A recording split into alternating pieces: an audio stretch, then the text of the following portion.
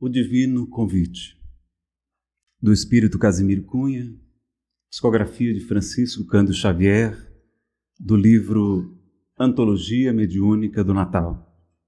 Vinde a mim, vós que sofreis, e a palavra do Senhor, tocando nações e leis, ressoa cheia de amor. Herdeiros tristes da cruz, que seguis de alma ferida, encontrareis em Jesus caminho, verdade e vida. Famintos de paz e abrigo, que lutais no mundo incréu, achareis no eterno amigo o pão que desceu do céu.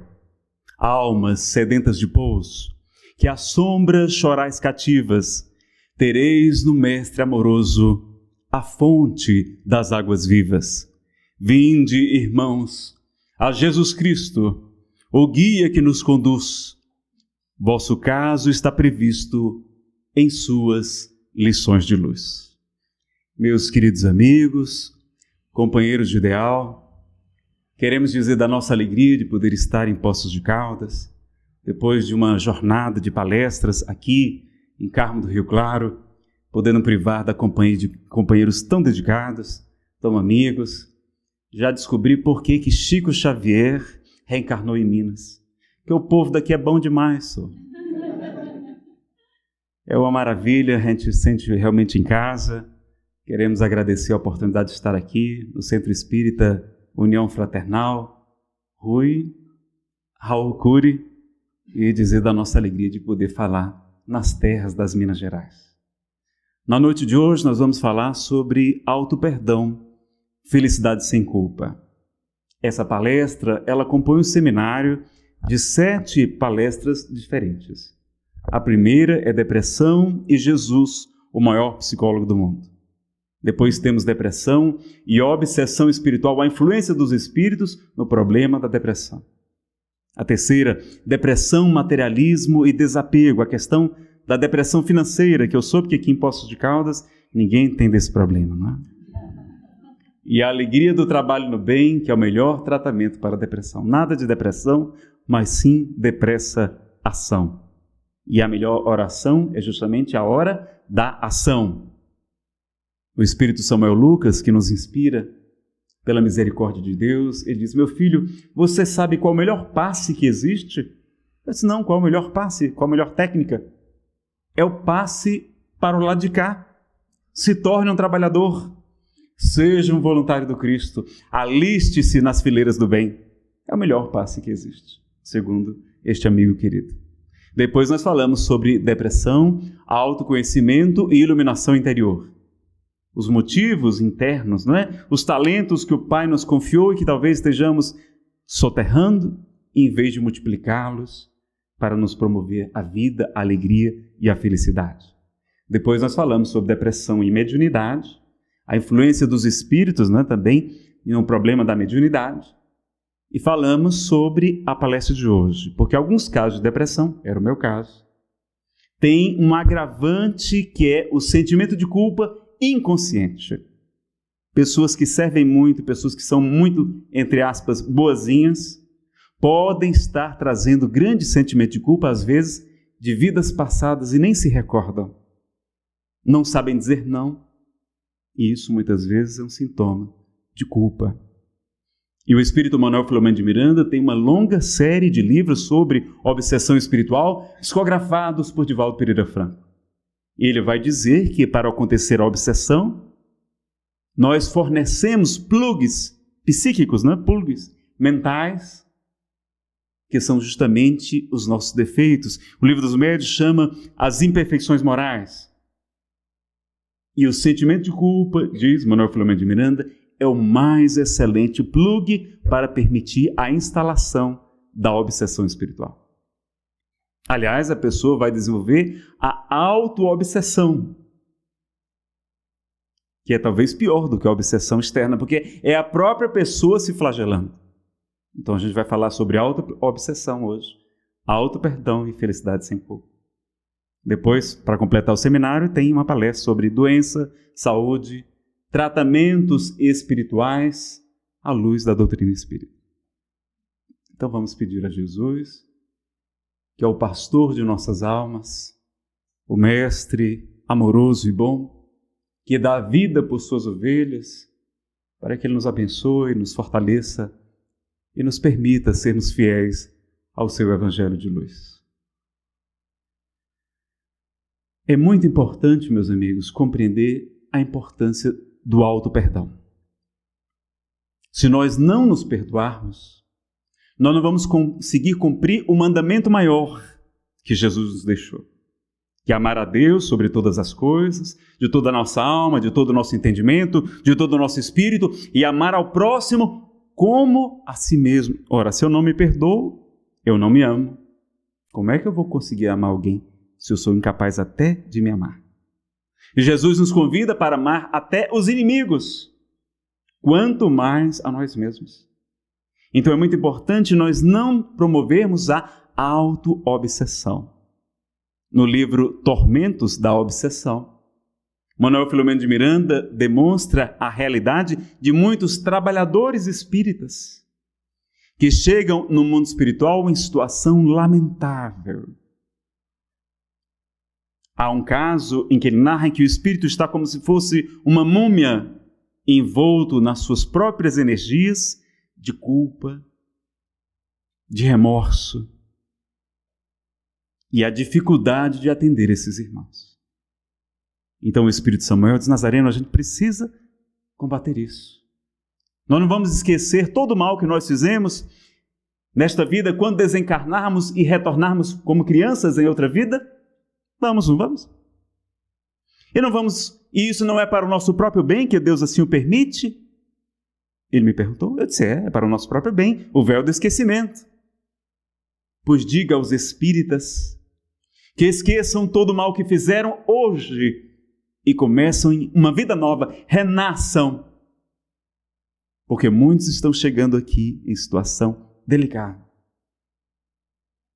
E é fruto do nosso orgulho, que o Evangelho segundo o Espiritismo, no capítulo 10, item 10, vai dizer que é o pai de muitos vícios, a fonte de quase todos os males, a negação de muitas virtudes, que vamos encontrá-lo como sendo o motivo, o móvel de quase todas as nossas ações. A gente acha que está fazendo por caridade, mas muitas vezes é por orgulho. E por isso Jesus dedicou-se a combatê-lo como principal obstáculo ao progresso. E o orgulho produz o perfeccionismo. E a gente quer ser anjo antes da hora. Então há muitos espíritas preocupados em se angelizarem, esquecendo-se de antes de se humanizarem, de reconhecerem a sua condição, ter essa humildade de não se comparar com esses espíritos superiores, como Jesus, o ser mais perfeito que Deus oferece ao mundo para servir de modelo e guia. Se comparar a Francisco, o sol de Assis, é falta de humildade nossa. Pelo menos eu não dou conta de me comparar com eles. A gente se comparar com Madre Teresa, a Santa de Calcutá, Irmã Dulce, a Caridade da Bahia e tantos outros missionários, eu acho que é falta de humildade nossa. Então nós estabelecemos um padrão de perfeição muito alto que a gente não dá conta ainda. E como não vamos conseguir ficar 100% do tempo naquele nível, quando a gente falhar, a gente vai se frustrar. E vamos nos castigar com o nosso perfeccionismo. E há hoje, inclusive no interior do meu querido Ceará, existem frades, sacerdotes, que se autoflagelam, que se automartirizam com instrumentos de tortura, acreditando que o sofrimento é agradável a Deus. E o Espírito Samuel diz: Nazareno, quando você falar isso para o público, eles vão ficar surpresos como é que em pleno século XXI podem existir ainda frades, sacerdotes, se auto-chicoteando, se auto-martirizando. É um absurdo. Mas diga para eles, meu filho, que quase todos nós fazemos a mesma coisa. Não mais com cilícios, não mais com instrumentos de torturas, com chicotes, mas com o nosso sentimento de culpa, com o nosso remorso paralisante, com o nosso perfeccionismo, com o nosso orgulho, com a nossa pretensão, presunção, enquanto deveríamos ter mais humildade E a humildade é justamente o antídoto contra o orgulho, e junto da caridade, que é o antídoto contra o egoísmo, os dois maiores problemas da humanidade. As maiores virtudes que a gente deve buscar na Terra. Então, reconhecer que a natureza não dá saltos, que não podemos colher fruto antes do tempo, quando temos que esperar amadurecer a árvore. Então o Espiritismo é muito lúcido. Allan Kardec vai nos dizer que reconhece-se o espírita não é pela sua santidade, não. Reconhece-se o verdadeiro espírita pela sua transformação moral e pelo esforço que empreende em domar as suas más inclinações. Ou seja, o espírita tem defeito também, viu, pessoal? Vocês podem ter defeito. Então a gente ter essa consciência. Vamos compreender, não é? Que nós viemos muitos de nós viemos da igreja antiga, reencarnamos, né, no período da Idade Média, com um sentimento de culpa, da condenação muito forte, muito presente. E o Espiritismo vem mostrar que não é assim. Na questão número 1000 do Livro dos Espíritos, está escrito que somente por meio do bem se repara o mal, não é pelo sofrimento. E a questão 770 diz que a melhor forma de expiação é fazer a maior soma de bem do que mal que nos seja possível. Então não é pela culpa, pelo remorso que nos parece, mas sim pelo trabalho no bem que a gente vai modificar a nossa programação.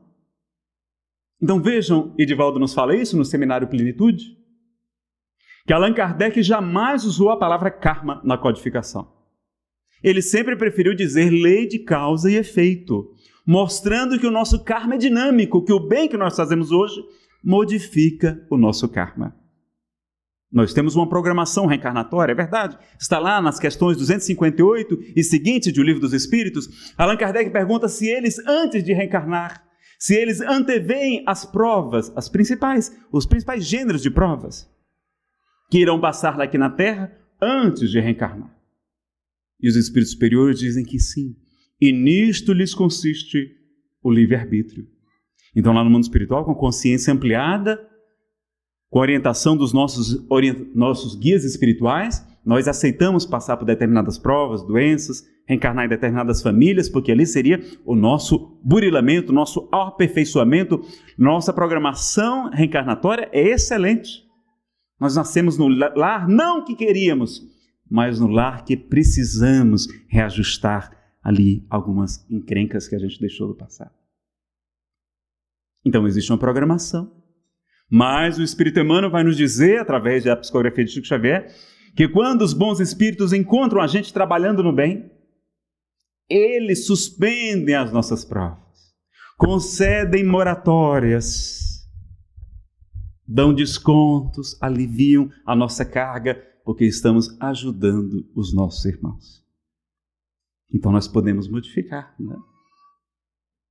Um dia, Jerônimo Mendonça, o gigante da alegria, da resignação e da coragem, muito doente, tetraplégico, cego, com uma pedra de 30 quilos sobre o seu tórax para poder pressionar o coração a fim de que bobeasse sangue. Um dia foi ao médico e o médico desenganou, disse que a vida dele estava por um fio. E ele, muito aflito, pediu para ser levado para falar com Chico, ele era muito amigo do Chico. E quando chegou em Uberaba, Chico conversou com ele. E aí ele disse: Chico, os médicos disseram que a minha vida está por um fio. Jerônimo, mas eles não disseram de que tipo era esse fio. E Emmanuel está dizendo aqui que existe fio de nylon, fio de algodão, fio de aço. E ele está dizendo aqui que trabalhe que o fio engrossa. E aí ele sorriu e ainda continuou muitos longos, belos e longos anos conosco. Então, o trabalho no bem. Então, a proposta do Espiritismo não é de condenação, não é de sofrimento, não é de autoflagelação, não, mas sim de renovação, de trabalho no bem. E aí nós vamos compreender isso. Mas vamos ver que no movimento espírita tem algumas coisinhas assim, não é? Algumas questões, às vezes as pessoas estão tristes. Às vezes a gente chega numa casa espírita, aqui não, eu sei que em Minas aqui todo mundo é alegre, feliz. Às vezes a gente chega na casa espírita, está todo mundo sério, ou então triste. Tudo bem que chegam muitas pessoas sofrendo aqui, é natural que estejam abatidas. Mas quem sabe o que significa a palavra evangelho? Boa nova, boa notícia. Vejam que a igreja, todas as palavras que significavam alegria, felicidade, tudo que era bom, recompensa, eles deixaram palavras difíceis, que ninguém sabe o que é. Não traduziram evangelho para boa notícia. Por que não disseram boa notícia? Jesus, este Espírito nobre, digna-se a descer dos páramos celestes, reencarna conosco, enfrenta o opróbrio, a perseguição, a incompreensão, a calúnia, e vem nos trazer a boa nova, a boa notícia. A gente recebeu a boa notícia e continuamos tristes. Ora, tem alguma coisa errada, não tem? Então deveríamos estar alegres, ser alegres. Será que a alegria é uma virtude ou um defeito? O que vocês acham? Eu estou falando com aqueles que não dormiram ainda. É uma virtude? Vamos analisar? Em Fortaleza, eu comecei a frequentar a Federação Espírita do Estado do Ceará e o Grupo Espírita Paulo Estevão, instituições a quem devo muito. E como não sabia fazer nada, e tinha um carro, não é? Comecei a trabalhar como médium de transporte. Ia apanhar os palestrantes no aeroporto, levava para o hotel, do hotel para o centro de convenções, do centro de convenções para o hotel e finalmente de volta para o aeroporto. Era um médium de transporte. E aí tive a oportunidade de conviver privar da intimidade de oradores muito queridos, Divaldo Pereira Franco. 84 anos, né? Ele é de 1927, 5 de maio. De uma jovialidade, de uma alegria que a gente se impressiona. Como é que aquele homem viaja tanto, trabalha tanto, tem tanta energia? E quando eu viajo para o exterior, porque eu tenho uma irmã que mora na Califórnia, outra na Dinamarca, nós cearenses temos um plano de dominar o mundo. Não sei se você já percebeu. E quando eu fui para lá, eu pedi para fazer palestras, né? Porque eu sempre quis ser um palestrante internacional. E aceitaram, algumas casas aceitaram, e eu fui lá. E uma pessoa me confessou, Nazareno, o Divaldo até constrange a gente, porque ele acorda às 6 horas da manhã, sorrindo, dizendo bom dia, e a gente lá esfregando os olhos, murmurando, né? E aliás, ele reclama isso de nós, diz que toda a natureza festeja a chegada de um novo dia. Aos primeiros raios do irmão Sol, as rosas desabrocham, os pássaros gorjeiam, toda a natureza canta a chegada de um novo dia, mas nós, os seres excelentes da criação, estamos nos murmurando, lamentando, reclamando da vida, quando deveríamos celebrar mais um dia, mais uma oportunidade, mais uma página do livro para escrevermos, como dizia o Chico. Então veja, ele era muito alegre. Raul Teixeira também sempre brinca nas suas palestras. E tantos outros expositores, Alberto Almeida, lá do Pará, carinhoso, médico, de uma doçura, de um carisma, a gente se apaixona por suas palestras. E tantos outros nomes, eu não vou, né? Seria injusto até com tantos companheiros queridos. Todos alegres, felizes. Francisco Cândido Xavier, o apóstolo do Espiritismo no Brasil, era conhecido, dizem, não era por sua humildade, não. A maior característica de Chico era a alegria. Ele adorava contar causos, piadas singelas. Raul Teixeira disse que dava para se ouvir as risadas do Chico do lado de fora da sua casa. Estava sempre brincando, conversando, fazendo piada com as suas dificuldades, com as suas lamentações. E Francisco Sol de Assis, uma vida difícil de renúncia, teve depressão durante 1 ano, diz Divaldo. Depois daquela depressão, daquela noite escura, é que ele percebe a sua missão, que deveria brilhar como um sol, refletindo o amor de Jesus e viver o evangelho do Cristo, como ninguém jamais houvera vivido antes. Mas ele vai então iniciar a sua longa jornada. E no final da vida, ele deseja conhecer a Terra Santa, visitar os lugares que Jesus andou, porque ele amava tanto a Jesus, que ele queria conhecer a Galileia, a Samaria, todos os lugares. E mesmo estando em plena cruzada, ele consegue falar até o sultão Saladino. Um dos seus comandantes o recebe. Ele consegue, inclusive, uma trégua de paz, mas que os católicos não aceitam. E aí, como ele falava francês, e o comandante também, Alec Malcamer, alguma coisa assim, um nomezinho parecido com esse. E aí ele se encanta tanto e diz: Francisco, eu vou te dar um salvo-conduto para poder visitar a terra, mas mande-me outro Francisco, assim como você, para ficar comigo. Se encantou com a doçura de Francisco. Mas nessa viagem de 1 ano e meio, ele adquire uma doença contagiosa nos olhos, para a qual não havia tratamento, o tracoma, e poderia infeccionar todo o corpo, provocando a morte. Mas ele não titubeia. O único tratamento disponível era queimar-se os olhos com ferro em brasas, queimando dos olhos até quase as orelhas. E Francisco submete-se ao tratamento. Em Assis, diante de Dom Guido, o bispo e seu amigo, do médico, cercado por Frei Leão e seus companheiros, ele se ajoelha e se submete. E naquela hora ele não chora, ele não reclama, ele não abjura o nome de Jesus, mas diz as seguintes palavras: Benevoluto fratello fogo. Bem-vindo, irmão fogo. Por favor, seja gentil comigo. Eu sempre o tratei tão bem. E enquanto tem seus olhos queimados por aquele instrumento que o tornaria cego até o fim da vida, Francisco começa a cantar, a elogiar as virtudes do irmão fogo que nos aquece, que nos alumia. Ao irmão sol, aos irmãos passarinhos, às irmãs rosas, que ele não poderia enxergar mais com os olhos do corpo. Frei Leão, imaginando o seu sofrimento, desmaia. E ele diz: irmãos, por que fugis?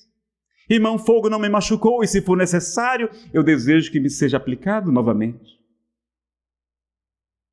E continuava cantando. Desencarnou cantando, pedindo para seus companheiros para cantar. Enquanto ele estava sendo velado, Frei Elias, que era muito rigoroso, não aceita. E ele então, com muita humildade, pede para ser removido. Ele vai até a Porciúncula, a pequenina igreja de Santa Maria dos Anjos. E lá, 2 companheiros ficam cantando enquanto a multidão vinha despedir-se daquele homem santo. E ele, feliz, e manda acrescentar o verso: bem-vindo, irmã morte, da qual homem algum é capaz de fugir. E aí, o cântico das criaturas elogiando a irmã morte. Desencarna cantando.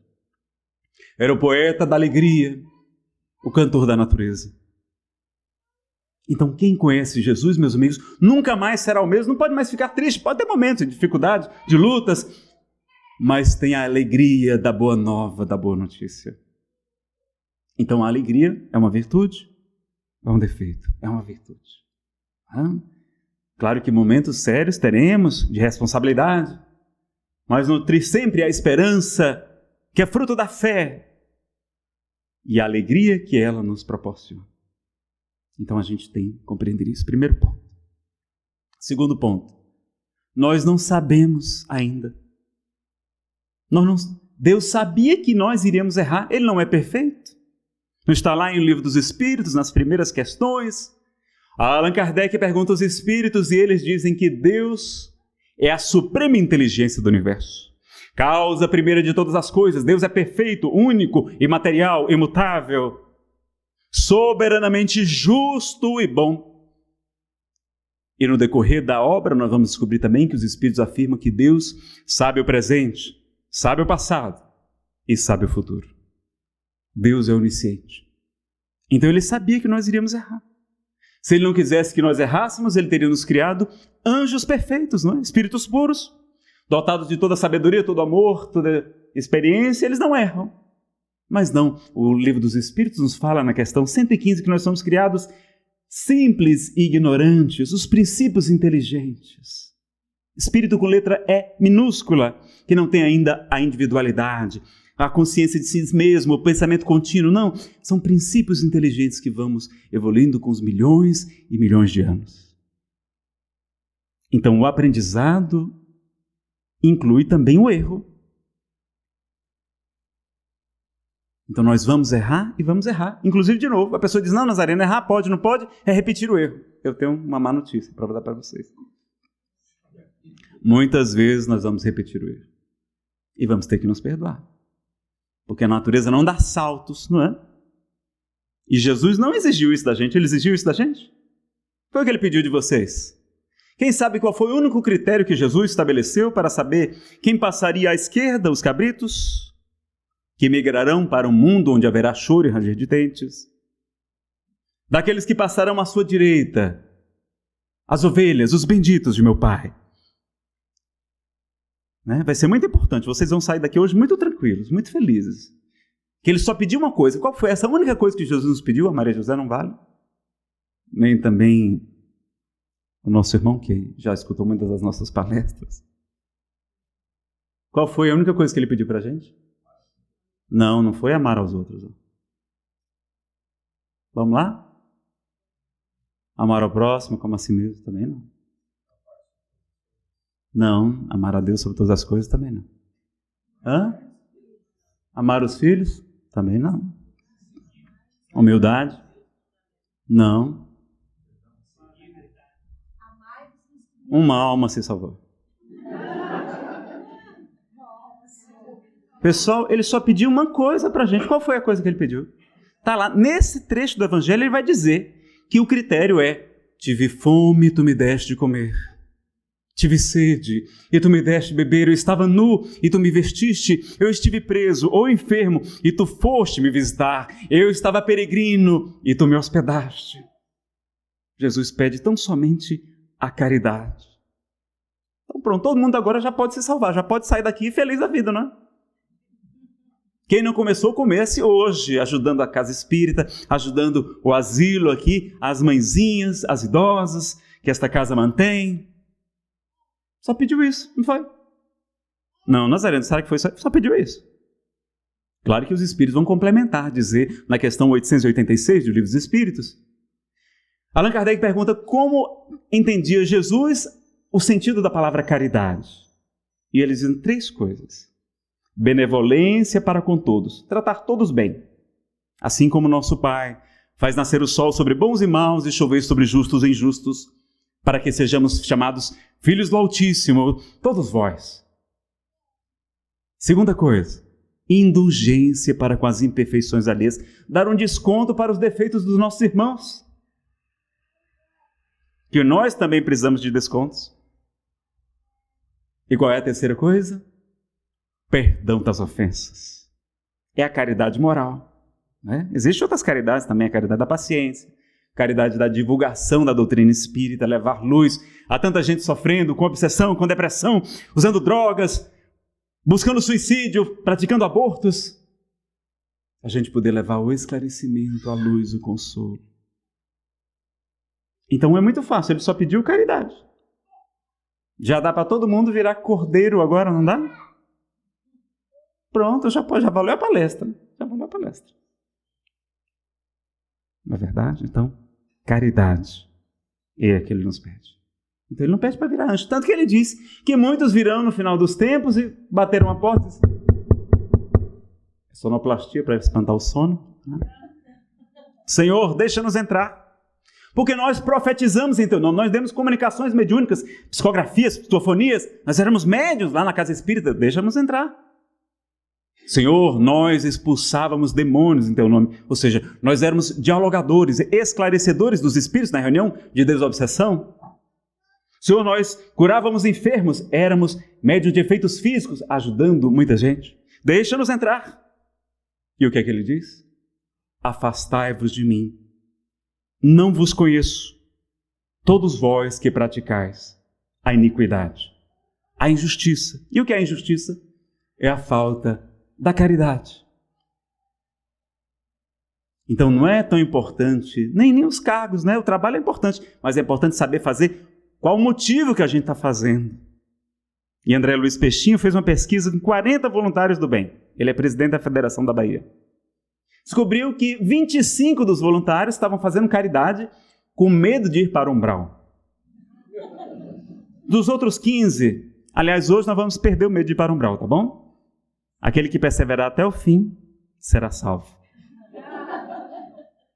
Dos 15 que sobraram, 14 disseram que faziam caridade também, além dos outros motivos, para ganhar bônus hora, para chegar numa boa condição no mundo espiritual, né? Porque no livro Nosso Lar tem essa afirmação.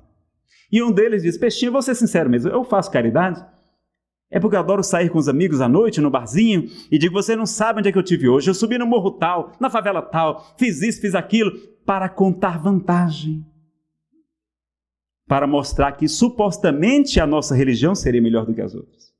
Então nenhum dos 40 trabalhadores no bem estava fazendo a caridade pelo seu significado essencial, que é o altruísmo, a abnegação, o amor ao próximo. Nazareno, então, quer dizer que a gente tem que parar o trabalho social? Não. Emmanuel diz que nós devemos fazer tudo por amor. Mas enquanto não aprendemos a fazer por amor, que façamos pelo dever. É nosso dever fazer caridade. Aliás, é a melhor maneira de afastar os maus espíritos, segundo o Livro dos Médiuns. Allan Kardec pergunta e eles dizem que a melhor maneira de afastar os maus espíritos é pela prática do bem. Porque atraímos a presença dos espíritos superiores e somente a presença deles é que é capaz de afastar os espíritos maus. Então, quando a gente vai fazer um trabalho social, a gente é que está recebendo ajuda, está sendo beneficiado, está sendo acompanhado. Quando a gente vem para a casa espírita para se instruir, para estudar, para frequentar o estudo sistematizado, a gente é acompanhado por espíritos nobres e ocorrem verdadeiras reuniões de desobsessão, de Divaldo Pereira Franco, no livro Conversa Fraterna, nas palestras, nos seminários, nos estudos. Ocorrem desobsessões. Ele vê os espíritos sendo atendidos, muitos deles. Então precisamos compreender. Bom, primeiro Deus sabia que a gente ia errar. Então nós somos como crianças na infância espiritual, meus amigos. Quem não perdoa o filhinho traquinas que correndo pela casa esbarra e derruba um copo e quebra o copo? O copo é para ser quebrado mesmo, qual o problema? A gente não perdoa. Por que a gente perdoa? Nazareno, é porque eles não sabem o que fazem. Bom, então a gente também precisa se perdoar. O Espírito Samuel vai dizer que a gente não sabe o que a gente faz. Que conversa é essa, Nazareno? Eu já li o Evangelho segundo o Espiritismo, eu já li o Livro dos Espíritos, já li a codificação toda, eu sei muito bem o que eu faço. Será? O Evangelho de Jesus está aí há 2000 anos e nós não estamos cumprindo nem um pouquinho do que Jesus nos orienta. O conhecimento intelectual só não é suficiente. Os educadores dizem que primeiro o conhecimento intelectual, sim, mas tem que se tornar um conhecimento emocional, a gente precisa se envolver com aquele conhecimento. E precisa se transformar em prática. Senão não se tem que realmente transformar a gente. Então, ouvir falar que é bom ser bom não é suficiente para nos transformar em anjos, não.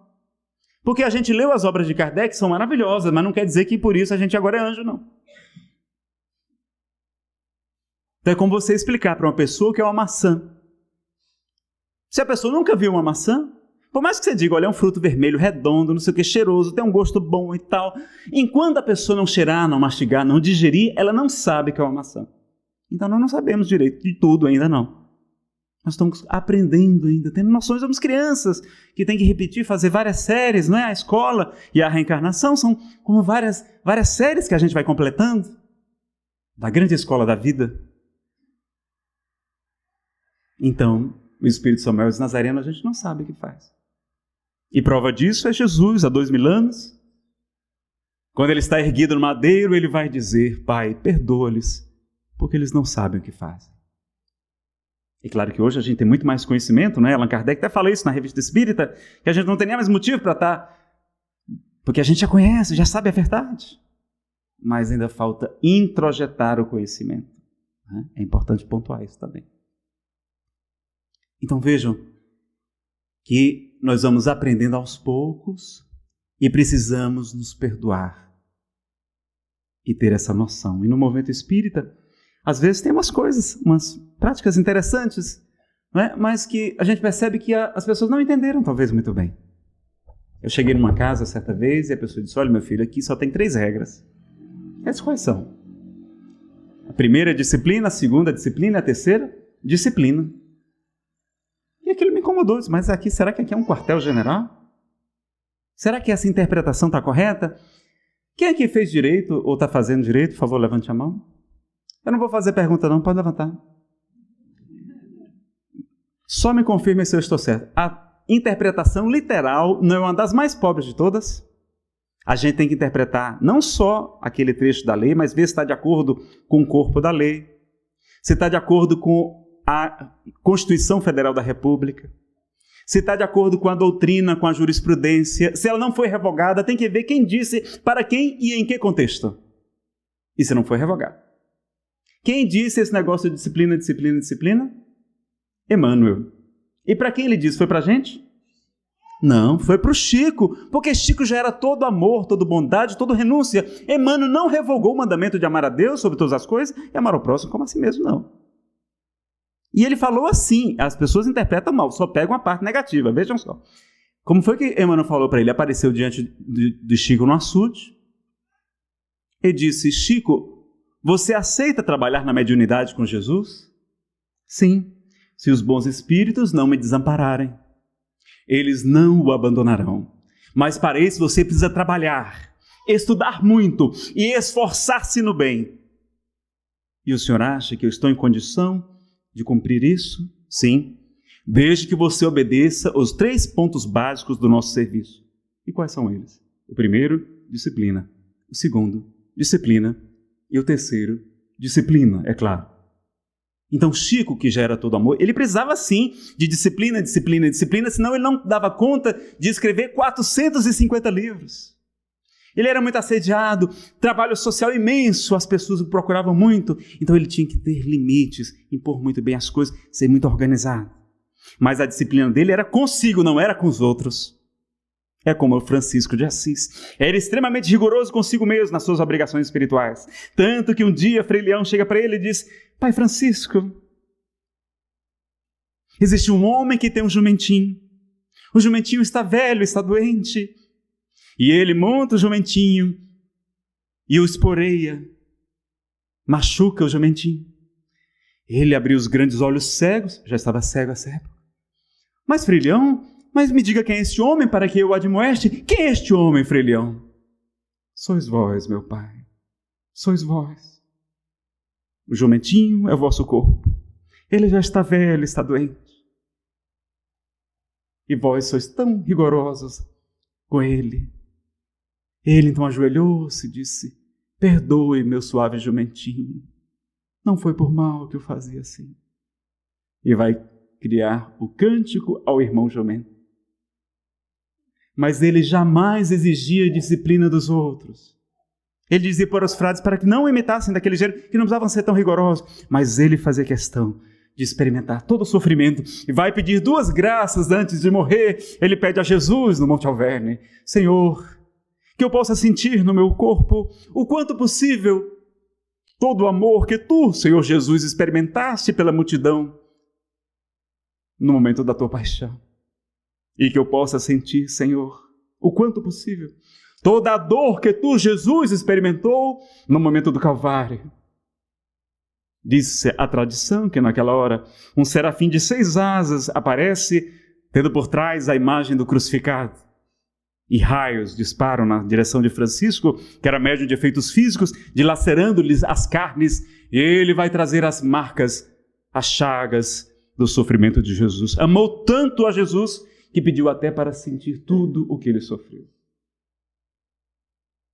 Chico diz que Francisco foi João, o evangelista, o discípulo amado do Cristo. Eu não tenho a menor dúvida. Só quem conviveu com Jesus podia amar a ele tanto assim.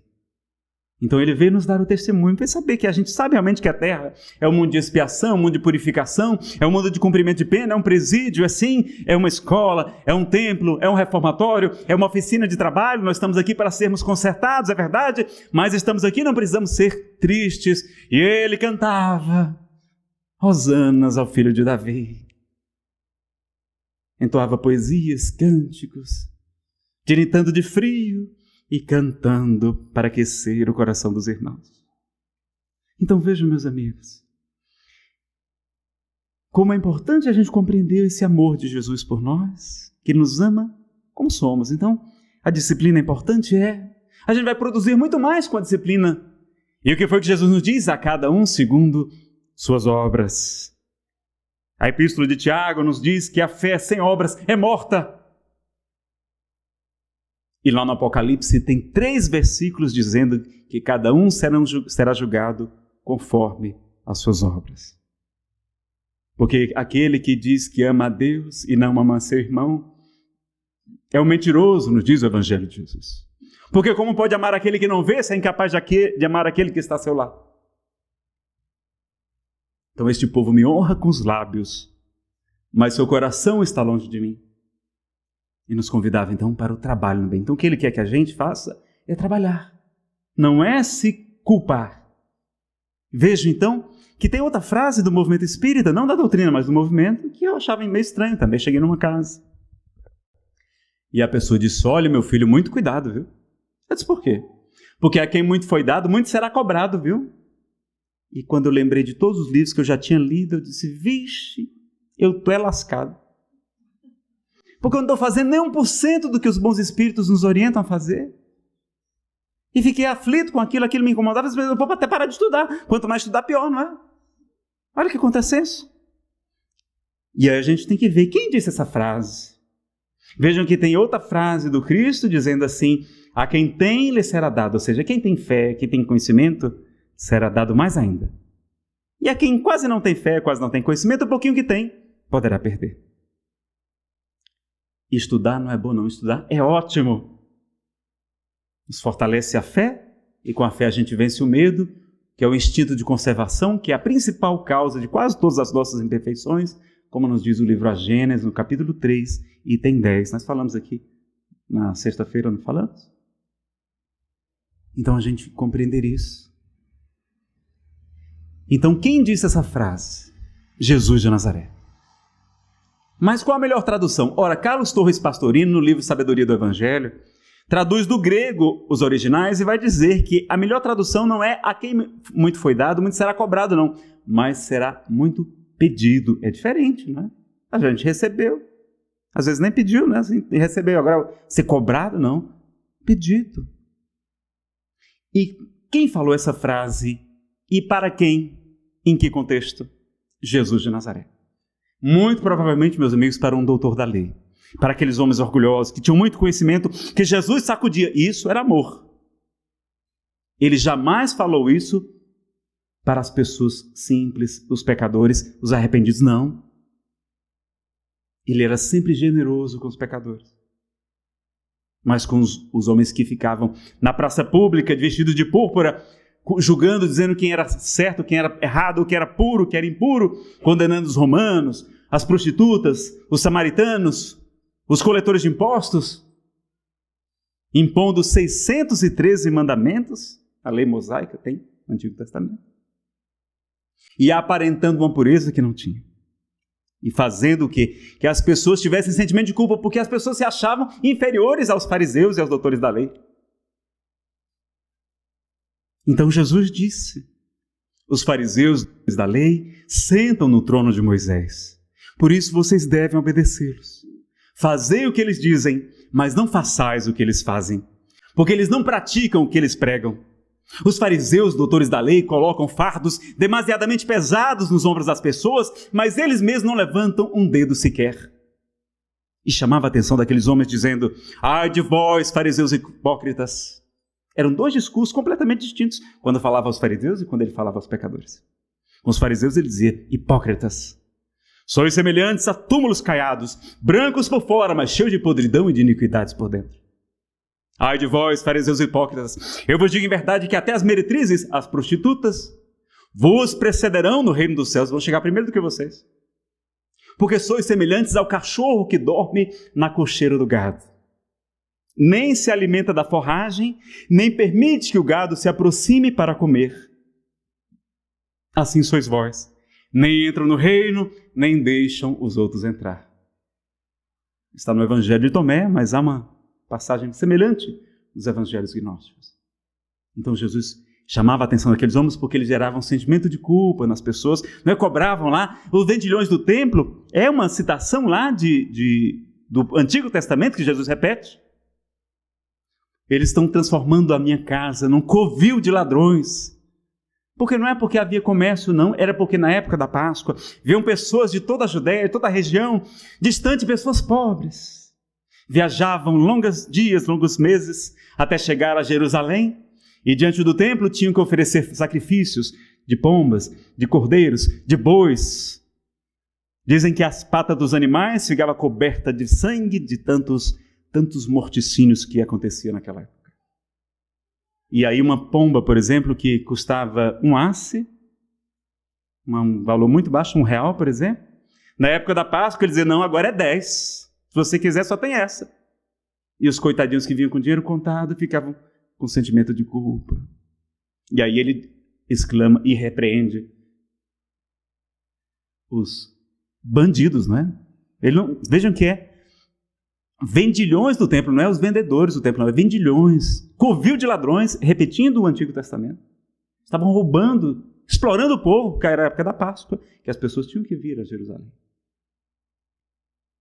Então Jesus era firme com aqueles homens e extremamente generoso com os pecadores.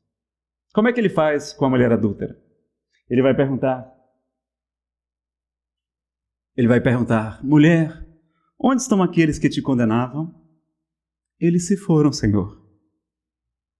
Pois eu também não te condeno. E ele podia, não é? Não era o Espírito puro? Por que ele não deu um sermão merecido? A mulher foi pega em adultério, era para ser lapidada, apedrejada até a morte, segundo a lei de Moisés. E Jesus modificou a lei dele, aperfeiçoando-a, não é? Falando do amor, da misericórdia e da compaixão. E ele não fala nada. Ele diz assim, pois eu também não te condeno. Vá, e de futuro não tornes a pecar. Ainda deu de futuro para ela. Não pediu para virar santo do dia para a noite, não foi? De futuro. Nazareno, por que ele fez isso? Porque ele veio nos dar o exemplo. Nós não estamos aqui para julgar, para condenar, para apontar o dedo. Não, estamos aqui para amar, para servir, para nos autoaperfeiçoar. Então vamos ver esses discursos diferentes, né, de Jesus. Então a gente precisa analisar para quem ele estava falando. Mas foi Allan Kardec, o notável codificador do Espiritismo, que deu a melhor interpretação dessa frase, quando nos diz no Evangelho segundo o Espiritismo, aos espíritas, a quem muito foi dado, muito será pedido, mas será muito dado também se souberem bem aproveitar. Nazareno, nunca vi alguém falar desse jeito. Está escrito assim, está escrito exatamente dessa maneira.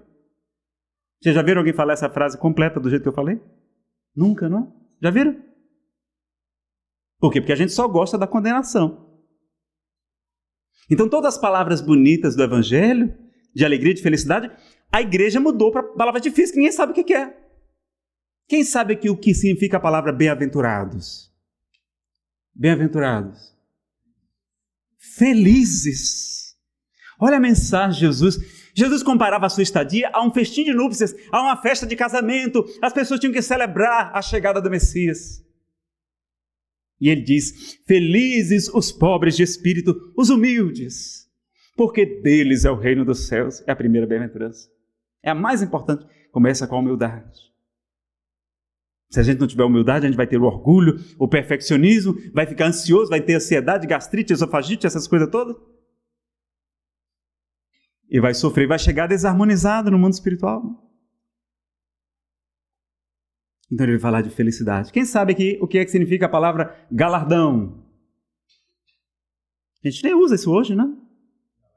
Recompensa, tesouro. Jesus fala que receberemos em cêntuplo, 100 vezes mais, tudo aquilo que renunciarmos na terra por amor a Ele. 100 vezes mais. É muito mais que isso, é a expressão dele.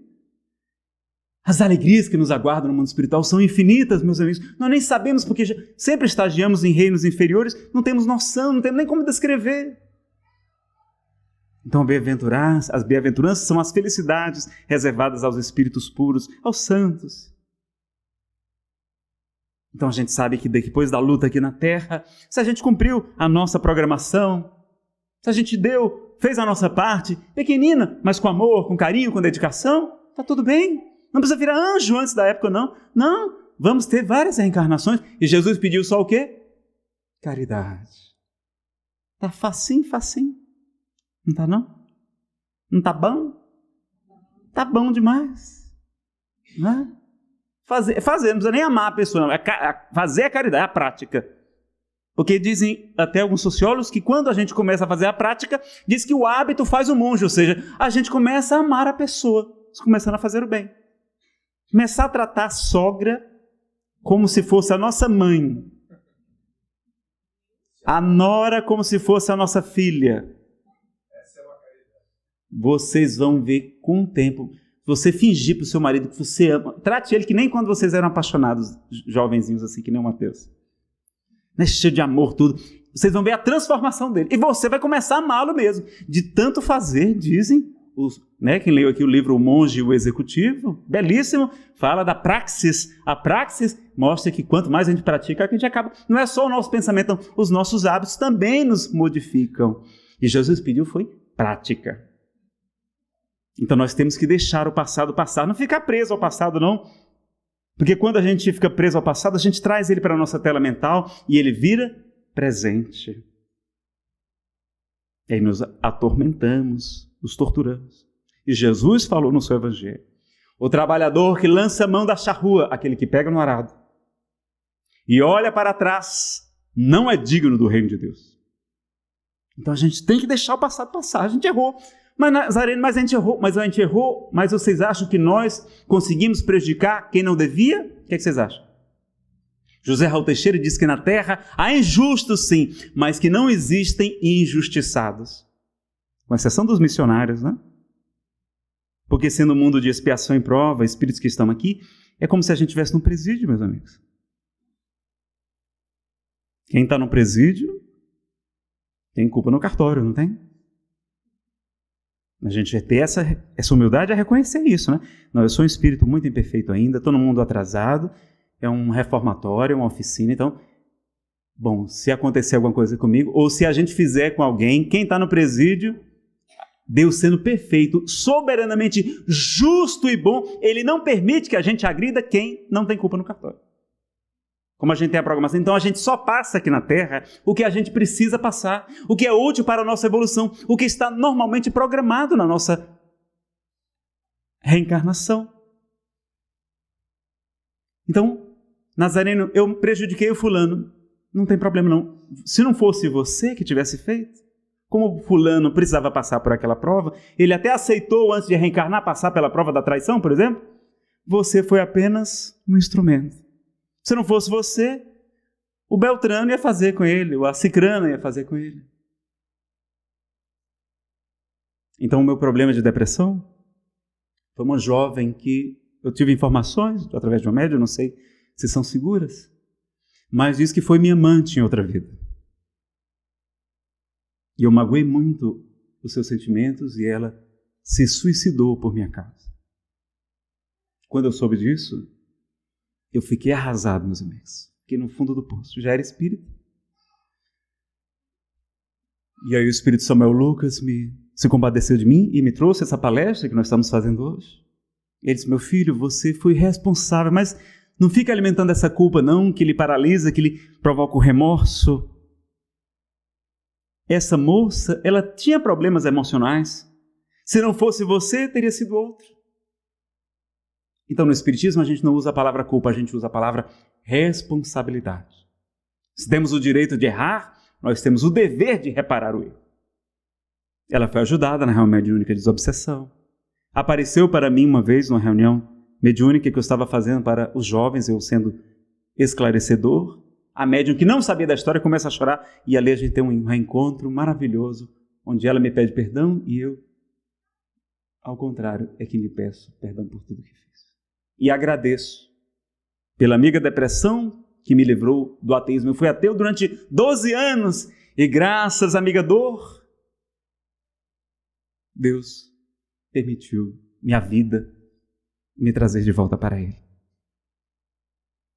Então nós compreendemos isso também, que Deus só permite o mal, nos diz o Evangelho segundo o Espiritismo, porque sabe que dali nascerá um bem maior. E que nós somos apenas instrumentos. Né? Então no movimento espírita também tem outra coisa engraçada. Se a nossa querida Maria José, que agora vai ser presidente da Associação Aliança Municipal Espírita, né, aqui da região, está toda empolgada com o trabalho, trabalhadora dedicada e amorosa, se ela psicografar uma mensagem belíssima e assinar o Espírito Adolfo Bezerra de Menezes Cavalcante. E eu chegar para ela e dizer, Maria José, que mensagem linda. Parabéns, minha irmã. Como é que você conseguiu? Que coisa bacana. O que é que ela vai dizer para mim? Não, meu filho, não me elogie, não. Fui apenas instrumento. Não é isso que eles falam? Ora, tudo bem. Mas se outro dia eu sair e encontrar num barzinho a Maria José aprontando todas, se eu chegar para ela e dizer, mas minha irmã, o que é que você está fazendo? O que é isso? Vocês acham que ela vai olhar para mim e vai dizer, não, meu filho, fui apenas instrumento? Ora, não podem ser dois pesos e duas medidas, não é? Se é instrumento para o bem, é instrumento para o mal também, não é verdade? E o que é que nos diz a questão 459 do Livro dos Espíritos? Kardec pergunta se os espíritos influenciam nossos pensamentos e nossos atos. E qual a resposta? Mais do que vós supondes. De ordinário, ou seja, comumente, são eles que vos dirigem. Nazareno não tem livre-arbítrio, não. A gente tem o livre-arbítrio, a gente pode sintonizar com os bons pensamentos nos espíritos superiores que vão amplificar a nossa ação. Ou a gente pode sintonizar com as más emoções, com os maus pensamentos de ódio, de vingança, de mágoa, de desânimo, de depressão, enfim, de ciúme, e a gente vai sintonizar como se fosse uma grande teia, né? Existe uma internet mental gigantesca em que estamos todos conectados. E os espíritos são normalmente quem nos dirige. Então, nós temos responsabilidade? Temos. Então, o Espírito Samuel Lucas diz, Nazareno, diga aos espíritas aqui, de Poços de Caldas também, diga, que eles são ótimos, que eles são maravilhosos. Vocês, meus amigos, no mundo espiritual superior, lá em nosso lar, por exemplo, né? Numa colônia, eu não sei como é que é o nome da colônia espiritual que tem aqui em cima, né? Mas se vocês chegarem numa colônia espiritual, tiver um bocado de queijinho, é uma colônia mineira. Se for um bocado de rede, se você chegar lá tiver um bocado de rede, né? Castanha de caju e água de coco, é cearense. É de uma dessas que eu quero. Se tiver essas coisas, eu quero desse tipo. Então, ele disse, olha, vocês no mundo espiritual superior, numa colônia dessa, vocês quase não errariam. Porque vocês estariam a salvo dessa influência. Nós estamos aqui, meus amigos, pululam espíritos atrasados aqui na Terra. Nós temos a informação, por Chico Xavier, de que temos uma população de 3 a 4 vezes a população de encarnados no mundo espiritual desencarnados, ao redor de nós. Então imagine 7 bilhões hoje, imagine 20 bilhões, mais de 20 bilhões de espíritos, 3 a 4, né? Cada um de nós tem 4 espíritos influenciando. E tem alguns que são mais danados, carregam um pouco mais, né? Então, os espíritos nos dizem. Então, nós somos todos médiuns em maior ou menor grau. Então, nós temos responsabilidade, sim, mas muitas vezes nós estamos sendo instrumentos. E mais culpáveis, como por exemplo no caso do suicídio. Dizem os espíritos de Allan Kardec, mais culpáveis do que o suicida são os espíritos que o induzem a isto. E se a pessoa perde a consciência, perde a noção, não tem conhecimento, é a loucura, o caso da depressão muito grave, ela não sabe o que faz. Então a gente tem que também se perdoar. Os suicidas precisam se perdoar também. Maria de Nazaré diz, Ivone do Amaral Pereira, na obra Memórias de um Suicídio, de Camilo Castelo Branco, que é o espírito de Escol que se dedica a ajudar esses irmãos. Nazareno, mas eu pratiquei um aborto. É muito comum, meus amigos. Quantos de nós praticamos? Patrocinamos, impusemos abortos. Mesmo na época que éramos padres, freiras em outras vidas. Alberto Almeida, nas terapias de regressão a vidas passadas, diz que quantos casos ele encontra de abortos de nós quando formos padres ou freiras, bispos, cardeais. Que não podia, não? Não podia ter filhos, não podia nem casar. E agora, Nazareno, o que eu faço?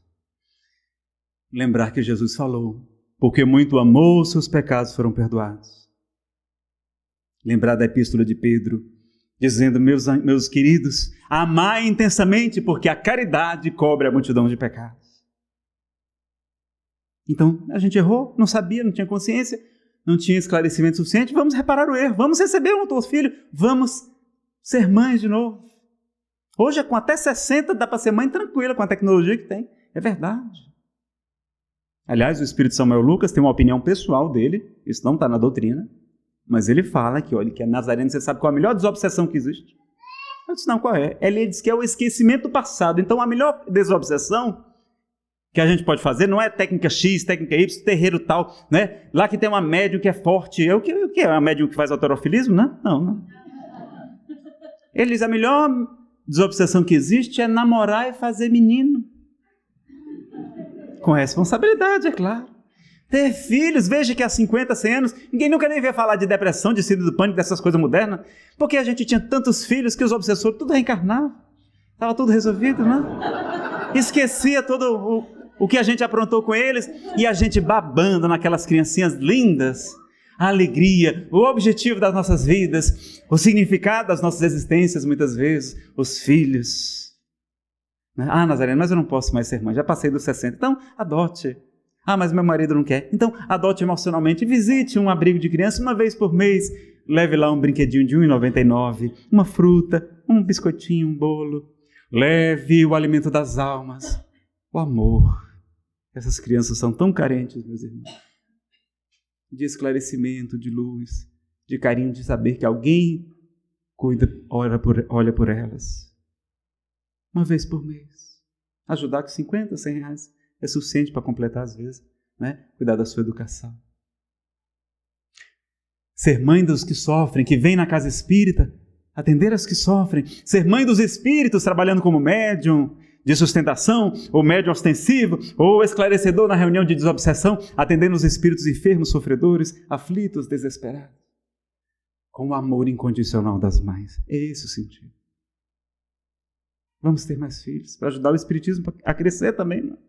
Reencarnar no lar espírita é uma bênção muito grande.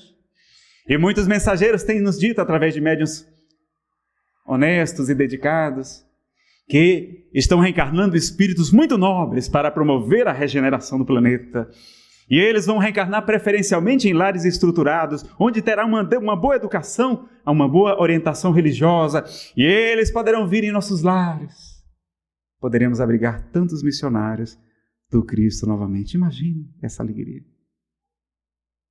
Então, Jesus pede, misericórdia quero e não sacrifícios. 2 vezes, está lá no mesmo evangelista, misericórdia quero e não sacrifícios. E vai nos dizer que a sua proposta é tão revolucionária que a pessoa diz, Nazareno, mas eu já estou com 80 anos, eu vou começar a trabalhar, eu quero ajudar agora, mas eu já estou muito velho, eu já passei muito tempo, não tem mais jeito para mim não. O que é que Jesus diz? Vai nos dizer que quem começar a trabalhar hoje vai ganhar o mesmo salário de quem começou há 10, a 20, a 30, a 40. Eu não vou dizer quantos anos faz que a Maria José já está trabalhando bem, para você não descobrir a idade dela. Mas ele vai nos contar a parábola dos trabalhadores da última hora. E o Evangelho, segundo o Espiritismo, vai dizer que nós somos os trabalhadores desta hora. Que iremos trabalhar muito pouco, apenas 1 hora, já quando o sol já está frio, de 5 às 6 da tarde, e vamos ganhar o mesmo salário daqueles que estão trabalhando desde as primeiras horas do dia. Olha a proposta de Jesus, ele não quer. É importante a nossa transformação. Então a gente precisa se perdoar, deixar o passado passar, amar e compreender tudo isso. Então vejam que a gente então recebe muita influência espiritual. Muitas vezes nós somos conduzidos pelos espíritos. Daí a importância do estudo, da frequência na casa espírita, da terapia dos passes, para a gente estar protegido. O estudo em grupo é a nossa proteção. Está lá na Obsessão dos Médios, o capítulo 23. No livro dos médiuns, Allan Kardec fala que quando os espíritos querem enganar o médium, ele faz com que ele fique suscetível às críticas. Qualquer coisa ele se irrita, se melindra. E aí ele se isola do grupo, inspirado pelos maus espíritos. E então ele se torna presa fácil dos espíritos enganadores. Então o estudo em grupo é a nossa proteção. Então tem a influência dos espíritos. Já perceberam que na casa espírita todo mundo fica bonzinho? Não é? Tudo bem que é uma questão social também. Na rua a gente é bonzinho, né? A gente, bom dia, boa noite, obrigado, por favor, com licença. Em casa é senta, levanta, sai, pula, né? Mas na casa espírita a gente percebe que, além disso, as pessoas ficam mais atenciosas, mais dedicadas. Fazem esforços, às vezes, né? Além da conta. São poucos os trabalhadores. Rogai ao Pai para que Ele vos envie mais trabalhadores para a sua seara. Porque a colheita é farta, mas quão poucos são os trabalhadores. É o Espírito Samuel Nazareno. Existem 2 tipos de obsediados no movimento espírita. Eles quais são? O primeiro grupo são os trabalhadores. Como são poucos, eles estão sobrecarregados. E o segundo grupo são os frequentadores, que já escutaram falar muito da importância da caridade, do trabalho no bem, mas ainda não começaram. E estão se culpando por causa disso, estão se auto-obsediando também. E a solução está aqui dentro. Tem trabalho voluntário para esse pessoal todo aqui? Tem trabalho voluntário para todo mundo. Está todo mundo empregado? De carteira assinada espiritual. E o salário é 100 vezes maior do que o que receberíamos aqui na terra. Então Jesus fala disso, né? Fala da parábola do semeador que saiu a semear. Alguns grãos deram 30, outros 60, outros 100 por um. E falando quantas vezes das galardão, da recompensa que nos aguardava, do reino de Deus, que está dentro de vós. Então não é Deus que castiga, que condena, não. Quem aqui já participou de uma reunião mediúnica de desobsessão? Levante a mão, por favor. Nossa, aqui hoje é palestra ou é estudo mediúnico?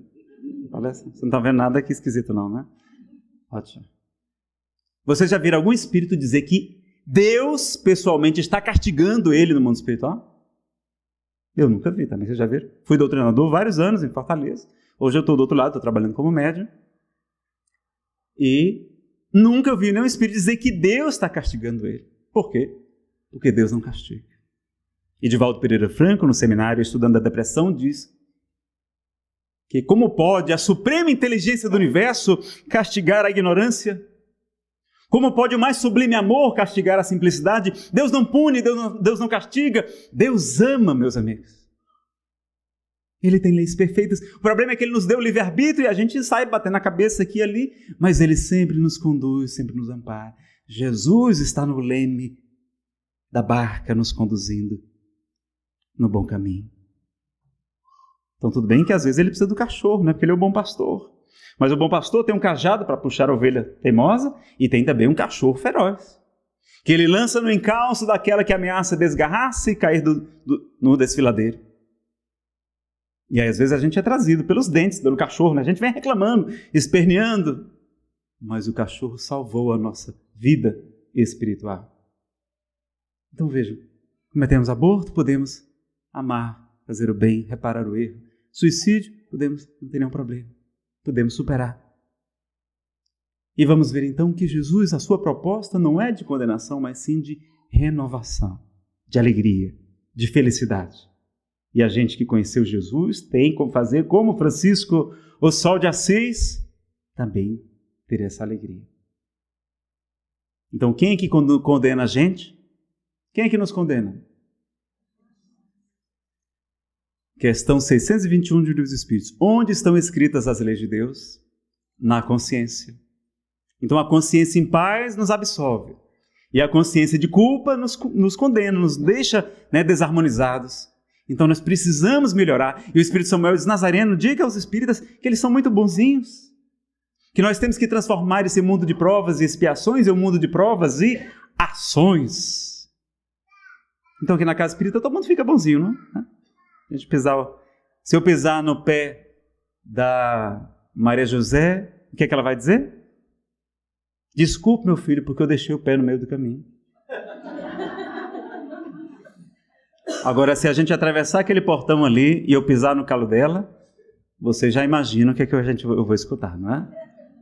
Claro, então aqui sob a influência dos bons espíritos a gente está protegido e está influenciado. Então no mundo a gente erra muito por causa disso. Então Jesus falou, o espírito está pronto, mas a carne é fraca. Então o instinto de conservação ainda predomina. É a predominância da natureza animal sobre a natureza espiritual nesse estágio que a gente se encontra. Então é natural ter os erros, ter as más tendências, ter os impulsos, mas vamos o quê? Nos melhorando pouco e pouco. sem aquela cobrança, sem aquele perfeccionismo que é fruto do orgulho.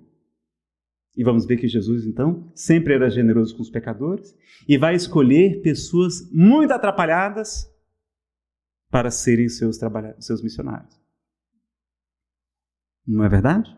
É. Você analisar o colégio apostólico, 12 homens ali, tudo atrapalhadinho. Não é?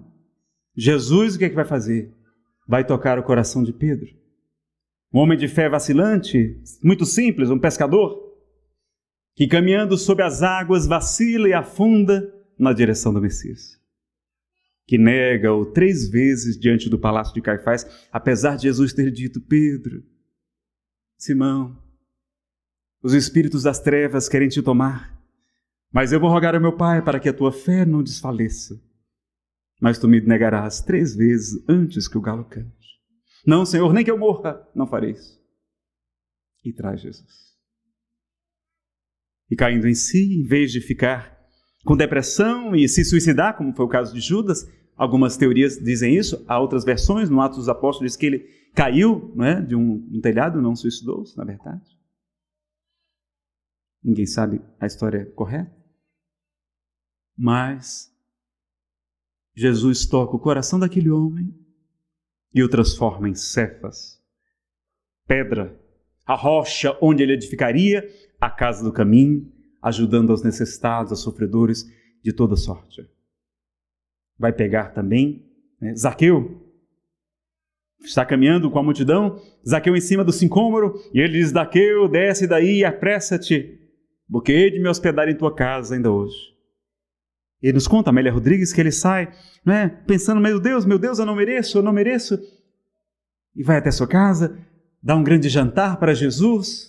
Os apóstolos até ficam intrigados, porque era um homem muito rico, invejado e detestado pelos judeus, porque ele era chefe dos coletores de impostos. Eles compravam em praça pública o direito de arrecadar impostos dos romanos, pagavam os romanos e arrecadavam do povo, e às vezes cobravam mais do que deveriam.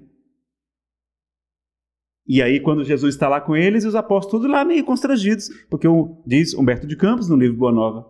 E aí Jesus diz: meus amigos, por que vocês estão assim? Mas mestre, este homem é muito rico. E ele já tinha ensinado, né, que era mais fácil um camelo passar pelo buraco de uma agulha do que um rico entrar no reino dos céus. E aí ele vai ensinar dizendo: meus amigos, vocês acham que a mensagem da Boa Nova se destina a transformar toda a humanidade em um bando de mendigos miseráveis? E aí mostra a bem-aventurança de Zaqueu. Zaqueu diz: Senhor, tudo que eu tomei indevido, eu restituirei em dobro e dou metade dos meus bens aos pobres. E aí diz: bem-aventurado tu és, Zaqueu, porque a salvação entrou na tua casa no dia de hoje. E muitos dizem que Zaqueu vai ser o 13º apóstolo. Matias muda de nome e dá sua vida por Jesus. Então a riqueza não é um pecado também não, pessoal. Agora a riqueza é uma prova. Os Espíritos dizem: olha, ela exacerba o nosso orgulho e o nosso egoísmo. Mas ser rico não tem problema não. Que Nazareno quer dizer que não precisa vender tudo, dar para os pobres, como Jesus disse, não? Não precisa. Ele não exigiu isso. Ele exigiu o quê? Caridade. Então, quando o mancebo rico vai conversar com Jesus, ele diz: bom mestre, o que devo fazer para herdar a vida eterna? E aí Jesus, né, fala para ele, diz: olha, o que está escrito na lei? Como tu a lês? Aí o jovem conhecia os mandamentos. Aí ele diz: olha, o primeiro nível de evolução aí, primeiro estágio, o rapaz diz: Senhor, tenho observado isso desde a minha mocidade. Faze isto e viverás. Pronto. Está ótimo.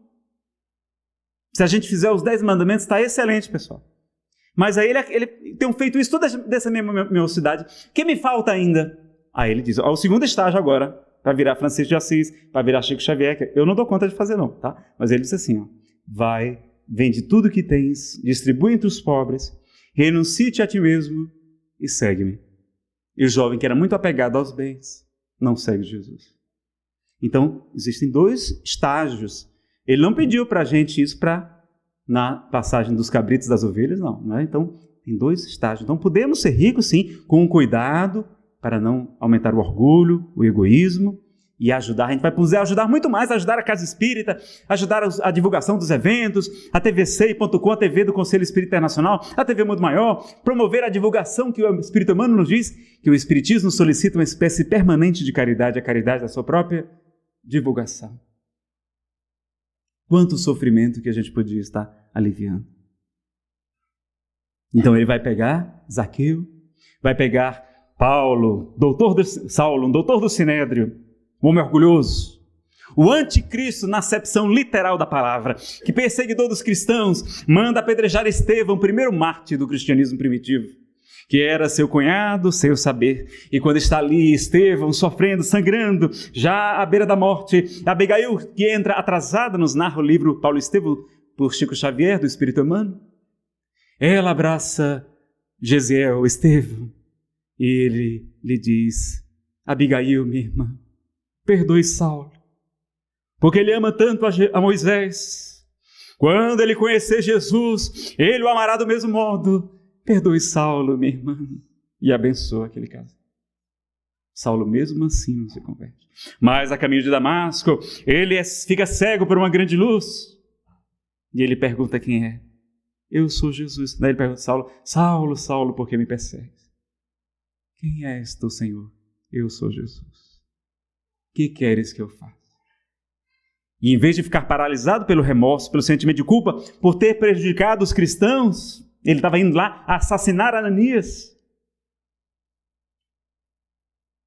Ele compreende a mensagem transformadora do Cristo e vai ser o maior divulgador do cristianismo. Pregou mais do que Jesus. Apedrejado, incompreendido, perseguido. Ele certo dia exclama: já não sou eu mais quem vive, mas o Cristo que vive em mim. Então, se transformou. Compreendeu a mensagem de Jesus. E para nós encerrarmos, Madalena nos conta a psicografia de Divaldo Franco, do espírito Amélia Rodrigues, que era uma pessoa muito obsediada, tomada por 7 espíritos impuros, que ouvindo falar daquele estranho Galileu que enxugava a lepra, que levantava os paralíticos, que devolvia a visão aos cegos, ela resolve sair de Magdala, porque ela era depressiva. Mesmo rica, dona de muitas sedas, muitas joias, muitos tesouros e perfumes, ela era extremamente infeliz. E aí, numa noite estrelada, ela dirige-se a Cafarnaum, até a casa de Pedro, onde Jesus se encontrava. E aí, Jesus estava falando aos apóstolos, ela abre a porta, com muita vergonha. Ele olha para ela e diz: Maria. Tu me conheces, Senhor? Maria, eu sou o bom pastor. E o bom pastor conhece suas ovelhas uma a uma. Se tu me conheces, Senhor, tu sabes que eu sou uma pervertida. Não, Maria, sei apenas que estás doente. Mas, Senhor, eu vivo no lupanar, no prostíbulo. Mas é também um lar, Maria. E melhor do que lá estivesse exposta como mercadoria para as ilusões dos homens, como seria bom se estivéssemos dando demonstrações do amor de Deus para todas as gentes. Maria, ama aos teus filhos.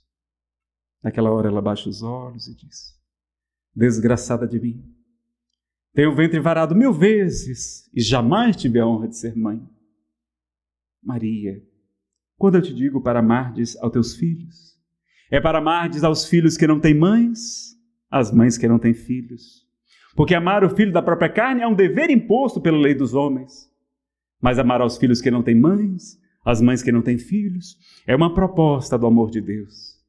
Maria, tu não vês depois da chuva e da destruição, o sol da primavera beijar o monturo e arrancar dele flores miúdas?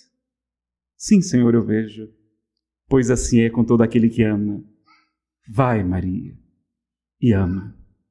E aquela mulher antiga, rainha do sexo, Miriam de Migdol, faz a maior transformação de toda a história do Evangelho, segundo a narrativa de Amélia Rodrigues. Há controvérsias, será realmente ela era uma mulher da vida? Mas a transformação ocorreu. Então veja a proposta de Jesus, pegando aqueles pecadores, aqueles atrapalhadinhos, pegando cada um de nós hoje e nos convidando: vinde a mim, todos vós, que estáis cansados e sobrecarregados, e eu vos aliviarei.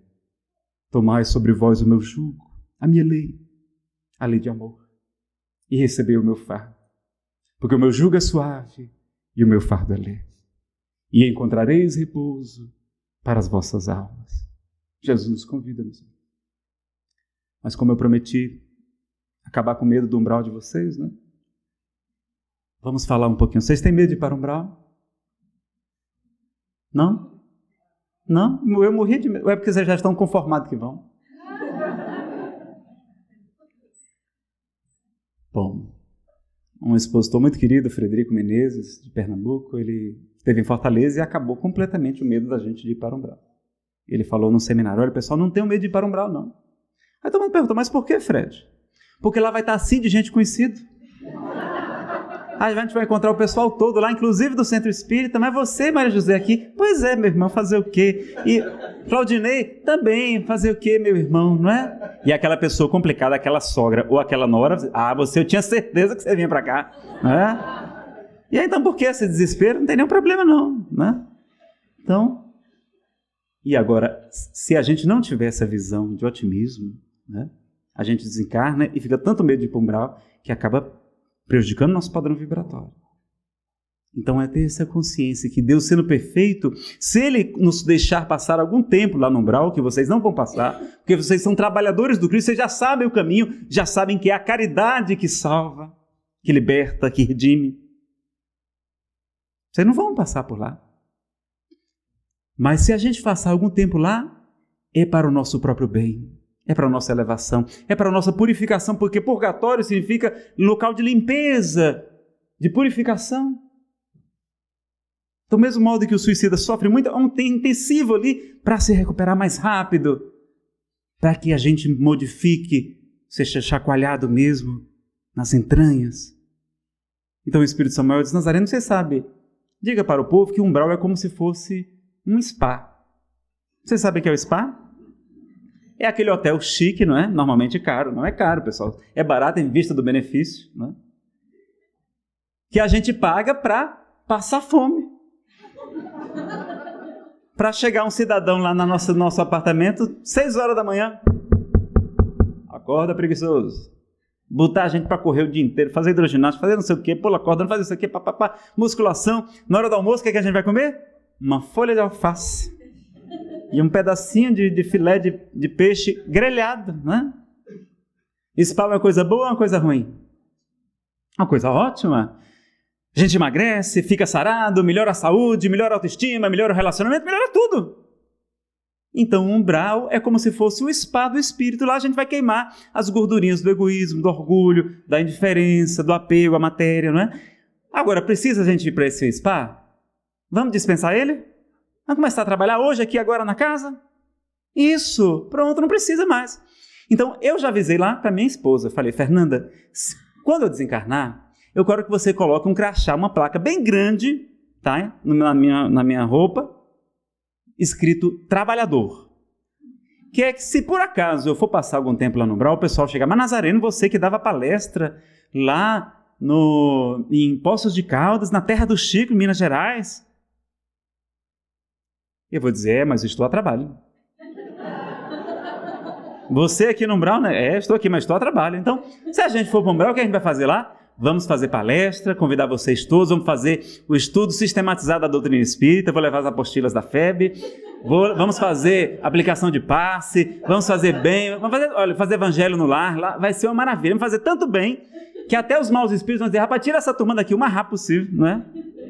Então não vamos ficar lá, porque senão a gente vai ficar lá sofrendo, chorando, se lamentando, com sentimento de culpa, a vibração vai ficar lá embaixo, e a gente não vai perceber os bons espíritos que estão lá ao nosso lado tentando nos ajudar, como André Luiz passou 8 anos no umbral. Ele não via sua mãe que velava desde sempre por ele, não percebia o ministro Clarencio que em várias oportunidades tentava resgatá-lo. Então a gente, por causa do padrão vibratório, então a gente elevar o nosso padrão vibratório, floresça onde for plantado. Se a gente for passar alguns dias no spa, a gente estava precisando dar uma emagrecida, né? Então já vamos emagrecer logo daqui, vamos chegar lá bem tranquilo, tá certo? Então, para a gente perder o medo do umbral.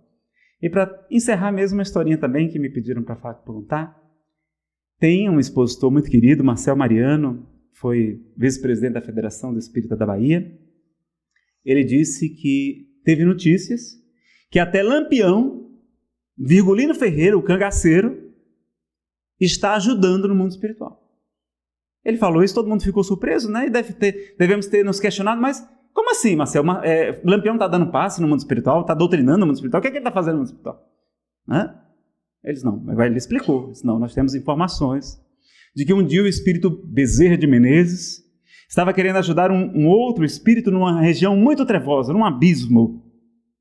E que por mais que Bezerra de Menezes falasse, tentasse se aproximar do espírito, ele estava tão perturbado, seu padrão vibratório tão baixo, que ele não percebia o médico dos pobres, o Kardec brasileiro. E aí diz que Lampião soube da história do Dr. Bezerra, deixa comigo. Desceu até aquelas regiões umbralinas e como tem o mesmo padrão vibratório daquele espírito, o espírito percebeu Lampião. Lampião pegou sua gigantesca peixeira, Dr. Bezerra mandou-lhe chamar. Você quer ir por bem ou por mal? E aí o espírito diz que vai para os braços amorosos do nosso querido Bezerra de Menezes.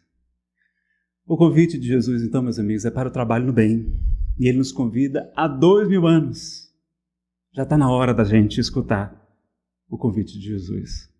Se até Lampião está ajudando no mundo espiritual, segundo essas informações, não é? Por que a gente não pode também ajudar e trabalhar no bem? Todos podemos e todos devemos. Como nos ensina Casimiro Cunha, na poesia Supremacia da Caridade, do livro Parnaso de Além Túmulo, quando Chico, com pouco mais de 17 anos, começa a psicografar mais de 60 poetas brasileiros e portugueses, com todo o seu estilo, com toda a sua riqueza. Um menino simples, mulato, pobre, estrábico, vai, então, trazer a mensagem de muitos poetas que retornam da vida espiritual para dizer que não existe morte, que só existe vida e vida em abundância. E Casimiro nos traz supremacia da caridade. A fé é a força potente que desponta na alma crente, elevando-a aos altos céus. Ela é chama abrasadora, reluzente e redentora, que nos eleva até Deus. A esperança é flor virente, a alva estrela resplendente que ilumina os corações, que conduz as criaturas às almejadas venturas entre célicos clarões. A caridade é o amor, é o sol que nosso Senhor fez raiar claro e fecundo, alegrando nesta vida a existência dolorida dos que sofrem neste mundo. A fé é um clarão divino, refulgente peregrino, que irrompe trazendo a luz. A caridade é a expressão da personificação do Mestre amado Jesus. A esperança é qual lume ou capitoso perfume que nos alenta na dor. A caridade é uma aurora que refulge a toda hora, nada empana o seu fulgor. Seja, pois, abençoada essa fúlgida alvorada a raiar eternamente, caridade salvadora, pura bênção redentora do Senhor onipotente. Muita paz, meus amigos. Obrigado.